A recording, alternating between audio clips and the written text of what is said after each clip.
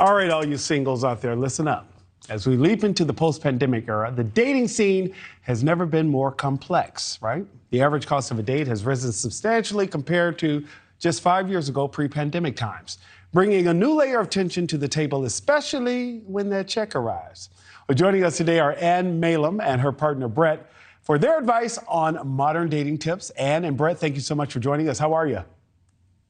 Doing great. How are you doing, Nick? I'm doing all right. My first question is a fun one. Dating someone that makes a lot more money than you do, how do you go about navigating if your significant other significantly out-earns you? Yeah, I think it comes from understanding what you bring to the relationship. The most important thing that Ann and I have is we have a great communication. We know what we value in each other. And the fact that Ann makes more than I do doesn't take away my success. It doesn't take away the fact that I can still provide things for this relationship. And that wasn't a problem for you when you realized, okay, I make a little bit more than Brett. I'm not going to be turned off by this because I still like the guy?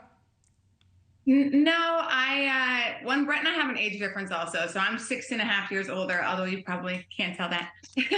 I'm 6.5 years older. So I've had a little bit of a head start on my career than Brett has, but this is not a new issue for me in relationships. I've had a lot of success of being an entrepreneur and building a business. So, and I think for women, you know, there's a lot of women out there who make more than their partner, and it's talking about it, having the conversation, not shying away for it. You know, Brett and I understand how important masculinity and femininity is in our relationship. And so having those conversations and understanding how I can step into my feminine and how Brett can step into his masculine and how we're each creating space for that is really important to us and what it contributes to the success of our relationship. Creating that space is important. I have to ask the way, what did your girlfriend say when you told them, okay, look, I make a little bit more than him? You know, there was a song I grew up to, ain't nothing going on but the rent. That's what this one singer used to say, ain't nothing going on but the rent. If he ain't got no M-O-N-E-Y, ain't nothing happening. So what did your girlfriends tell you when you said, hey, I make a little bit more than this guy, but I kind of like him? Yeah, I mean, again, it's my career path has just been a lot different than I think maybe a lot of other people's. And so it just has never been an issue for me. I've always been in the situation where I've made more money than the partner that I've been dating. So learning how to navigate that, I've had a ton of practice. And I don't know, I think it hasn't been something that has been on the top of my list of a man needs to make an X amount of money to be with me. Brett is super confident and assertive and respectful and funny, and you know, our relationship is built off of those things. Pivoting topics, Ann, I do want to ask, you're one of the founders of Solid Core. How has the fitness industry adapted post-pandemic, and what are the latest trends that you're seeing right now? Well, the in-person fitness business is booming, and Solid Core is definitely been on the receiving end of that. I just actually sold the company a couple months ago to private equity.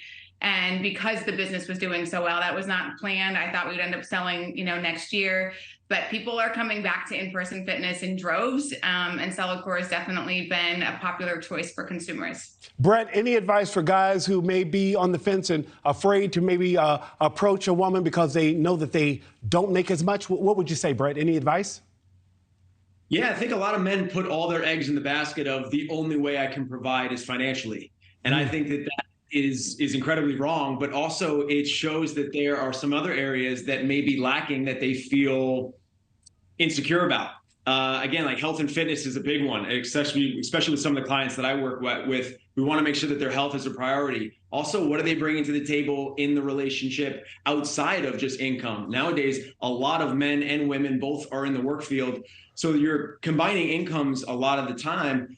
You have to make sure that you're bringing a masculine approach to that. And I think that, you know, I grew up with a dad who was masculine in a lot of ways that were not money. It was, you know, physical. It was how he protected the family. It was how he showed up for my mom. So for me, masculinity has always been able to provide for your woman and again, your future family without necessarily always having to be the dollar amount. And Ann, you're right. You do not look older. You look fantastic. Both of you do. Ann and Brett, thank you both so much for joining us. Thank you. Thanks, Nick. Thank you for watching. Go to newsnationnow.com to find News Nation on your television provider. And don't forget to click the red subscribe button below to get more of News Nation's fact-driven, unbiased coverage.